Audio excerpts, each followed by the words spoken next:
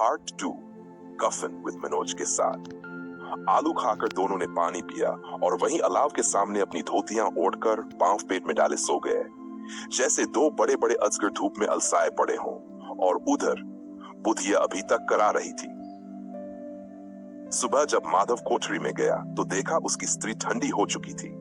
चेहरे पर मक्खियां भिनक रही थीं, आंखें पथराई हुई ऊपर की ओर ठंगी हुई थीं। सारा शरीर धूल से सना हुआ और उसके पेट में पल रहा बच्चा भी मर चुका था।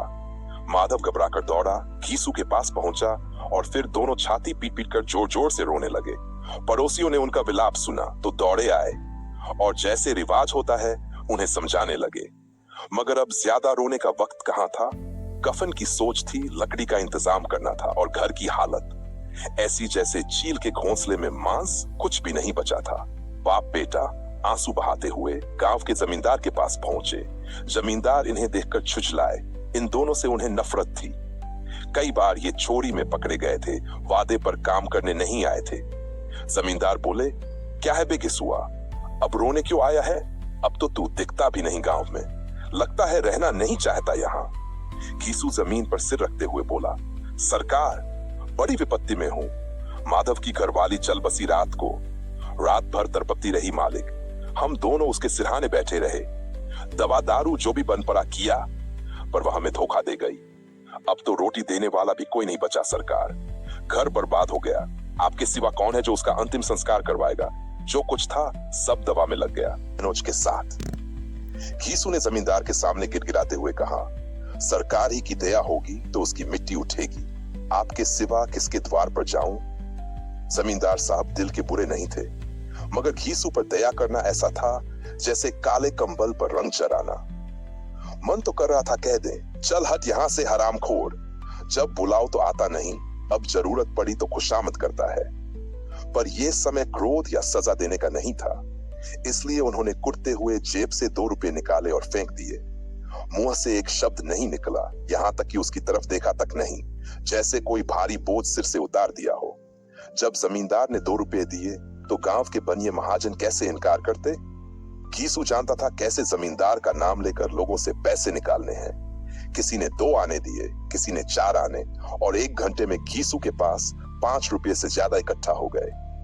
कहीं से थोड़ा अनाज मिला, कहीं से कुछ लकड़ी, और दोपहर होते होते घीसू और माधव बाजार की ओर कफन लेने निकल पड़े।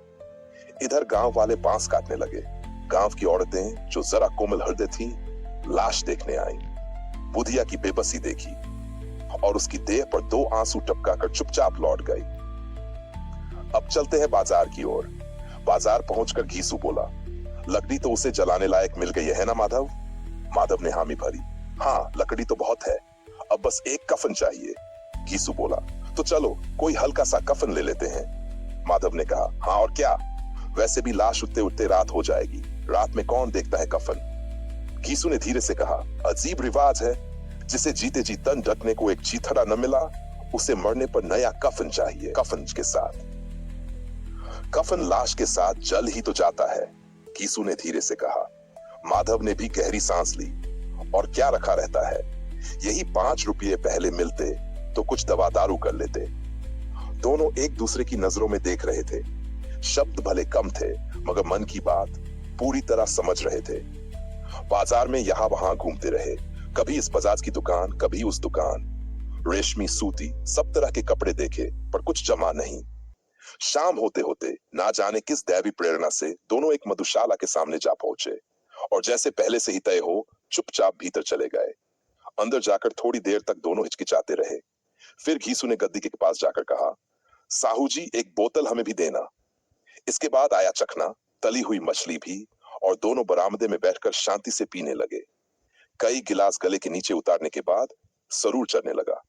घीसू बोला, कफन लगाने से क्या मिलता, आखिर जल ही तो जाता, कुछ बहू के साथ तो जाता नहीं। माधव ने आसमान की तरफ देखा, मानो ऊपर बैठे देवताओं से कह रहा हो, दुनिया का यही दस्तूर है, नहीं तो लोग पंडितों को हजारों रुपए क्यों दे देते हैं? कोई नहीं जानता परलोक में क्या होता है। घीसू बोला, बड़े आदमी हैं, उनके पास है, फूंक देते हैं, हमारे पास क्या है फूंकने को। माधव थोड़ी देर चुप रहा, फिर बोला, लेकिन लोग क्या कहेंगे, पूछेंगे कफन कहाँ है? घीसू हंस पड़ा, अरे कह देंगे कि रुपये कमर से खिसक गए, बहुत ढूंढा, नहीं मिले। लोग माने या न माने, फिर वही लोग दोबारा रुपये भी दे देंगे। माधव भी हंसा इस अचानक मिले सौभाग्य पर। फिर बोला, बेचारी बहुत अच्छी थी, मरी तो कम से कम खूब खिला पिलाकर। आधी बोतल से ज्यादा खत्म हो चुकी थी। गीसू ने 2 सेर पूड़ियां मंगाई, साथ में चटनी, अचार और भुनी हुई कलेजी। शराब खाने के सामने ही दुकान थी। माधव लपक कर गया, 2 पत्तलों में सारा सामान ले आया। कुल मिलाकर 1.5 रुपया खर्च हो गया। बस कुछ ही पैसे बचे थे। अब दोनों इस शान से पूड़ियां खा रहे थे जैसे जंगल में कोई शेर अपने शिकार का मजा ले रहा हो। न कोई जवाबदेही का डर था, न बदनामी की फिक्र। इन सब भावनाओं को तो उन्होंने बहुत पहले ही पछाड़ दिया था। गीसू ने दार्शनिक अंदाज में कहा, हमारी आत्मा प्रसन्न हो रही है तो क्या ये पुण्य नहीं है? माधव ने श्रद्धा से सिर झुकाया, जरूर होगा। भगवान, तुम अंतर्यामी हो, उसे सीधा बैकुंठ ले जाना। हम दोनों दिल से आशीर्वाद दे रहे हैं। आज जो भोजन मिला है, ऐसा तो पूरी उम्र में कभी नहीं मिला था।